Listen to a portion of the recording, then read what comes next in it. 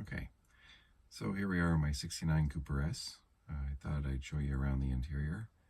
While I'm doing that, I'm going to talk to you about my next project. So enjoy the tour. And my next project is a 64 Cooper S. And that Cooper S I found in a barn in Canada. So true barn find. It's sat there since the 80s. We don't know the exact date, but we think about 85 or so. I found it's just a shell. It's a 64 Cooper S. We checked the VIN and everything. Everything matches up. So I plan on getting it back on the road. I'm not going to restore it. I'm going to keep as much heritage as I can with the car. It was used to race. It still has all the numbers on it and everything. It's pretty cool. Yeah. So what I'm going to do is I'm going to rebuild the subframes. I've got them all ready and painted. I've got all the suspension components painted and ready. And I have an engine for it. It's not the right engine. The original engine was a 970. And unfortunately, I don't have one. But I am looking. So if you have one and you want to part with it, let me know. Leave in the comments there. Thank you. But I doubt that's going to happen because 970s are pretty rare. So for now, I have a 1275. Engine is done. It's meant to move. I'll share the specs on that later in another video. But that is my plan for the car. I look forward to driving around the street. But first, let's evaluate it. And that's coming up in the next video. Great. Thank you. Okay. I have a real treat for you today. Under this tarp here, we've got something special. Oh yeah, it's poking out under here. A 1964 Cooper S.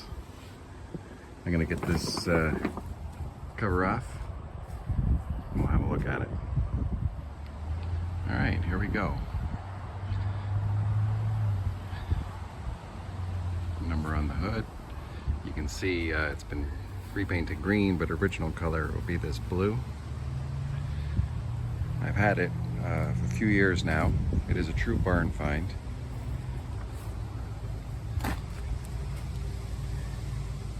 And that would be the class and the guy that raced it, his name. Which way the handle goes would be the purpose of that arrow there. And again, that would be the class. Oh, something happened back there. Well,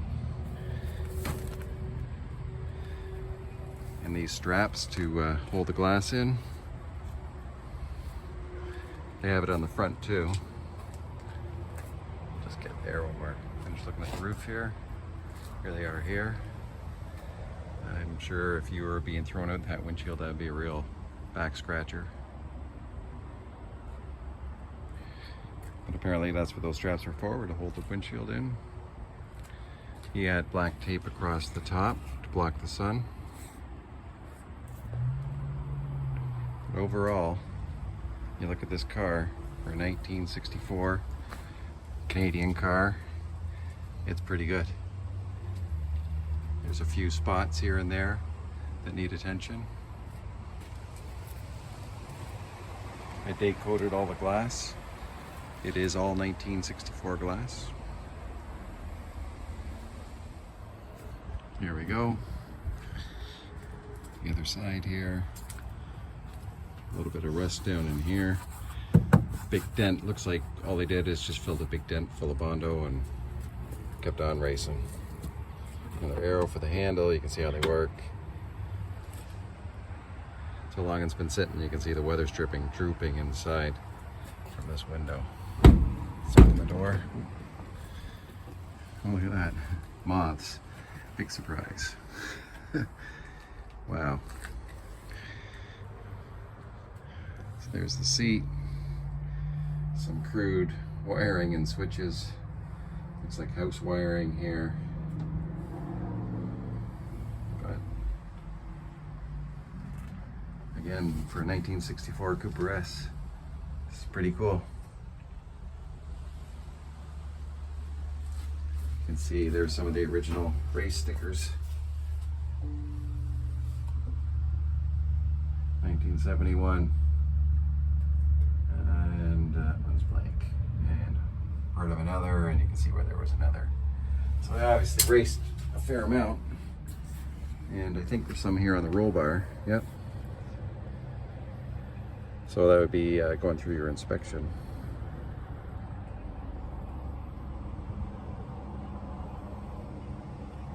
Pretty cool. That middle one's 1970. That one there, yeah. Has the piano hinges on the glass, but I said I checked all the date codes because there is date codes when you get into this right here. You can date code that, and it all came up with 1964, which is pretty amazing. Even the windshield was right. So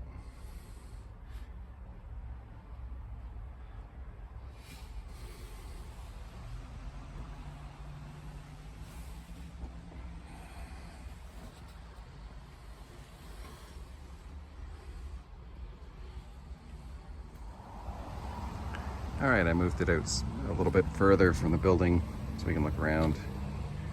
There's the seat. I don't know if that was the original race seat or what. Obviously it has some switches. Another switch here. Oh, got sunlight bothering us there. Original door panels and even the rear panels, which is amazing because you would think they would lighten the car as much as they could and take all that stuff out, but they actually left it in. Here's our panel for the rotisserie. We'll remove that and the rotisserie can come right through here. I clicked a few parts that were missing, so that heater box, and I think that bumper, a couple steering columns, but yeah, custom gas pedal, and voltage regulator there, which is a bit different. This door panel wasn't missing, but here it is. So yeah, unless you're really gonna cut and paste, well, I don't think we'll be using that. So now having a closer look at the body, we'll get down here, and yeah, it's got some rust, but there's actually no hole there. It's all just surface rust so far. Definitely has to be cleaned up. Rockers are actually there. That's the plate, big plate for the roll bar that's inside. Looks like something's been replaced. I see a seam here.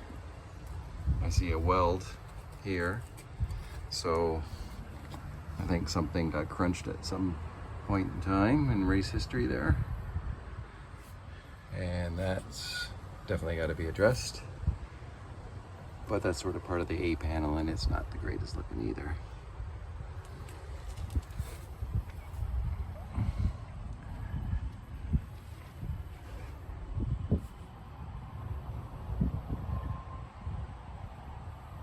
So I got it on this big cart here, but you know, a good cleanup in here.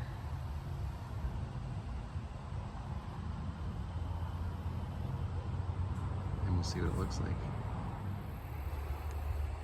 Continue looking at the body. There was a bit of filler here, right here. But all in all, it's not so bad. All right, again, the A panel. Looks like it's been bondoed, and here we are up here. So maybe either it got dented, this whole area, because there was a big chunk of Bondo that just sort of flaked off and came off like that. That's just Bondo. That's not all paint. Look how thick it is. So yeah, and that's all Bondo. So it could be that this is just dented here, and we might be lucky and it's good. But oh, look at this. Oh man. Well, they're right about the dent theory, because look at this. You can see the dents in the Bondo. Amazing. But that's good news, because that steel, sorry, I'm up here. That steel is not bad. I think I can get in behind there, maybe, and hammer it out. So we might be lucky there. Checking this rocker. A few rusty bits. Here's the jack hole. Again with the roll gauge plate. And then the bottom, you know, is surprisingly really good.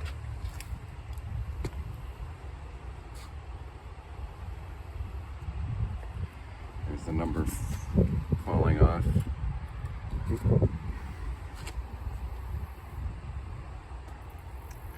Go around to the back here, sort of fighting the sun.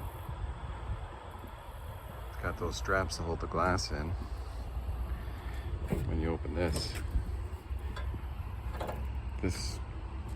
trunk lid has been lightened, so all the inner structure's been cut out of it.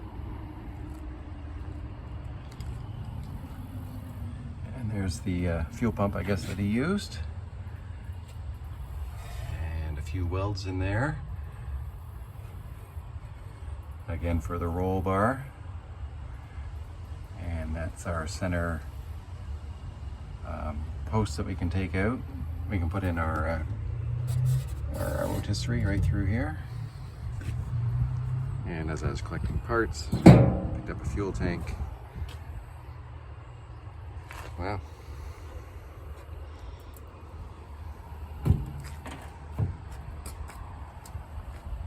But even this edge here, see how clean it is. Wow, very clean. This is a strip that comes off that hides your body seam. So hopefully when I pop that off, it'll be nice and clean under there. We'll see about that. Look at how melted, how aged these weather strips are too. Wow.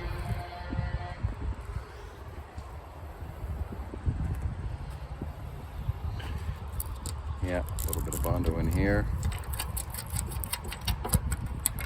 Yeah. But pretty common. You have a Mini. Engine compartment.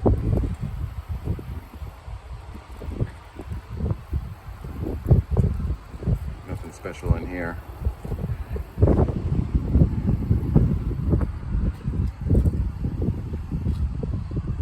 They blocked the holes there with some old electrical plates or something like that. Another one here for the lights.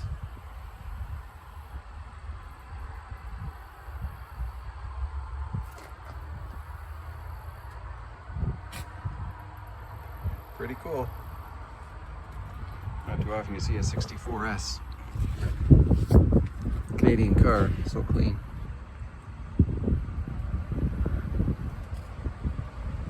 All right.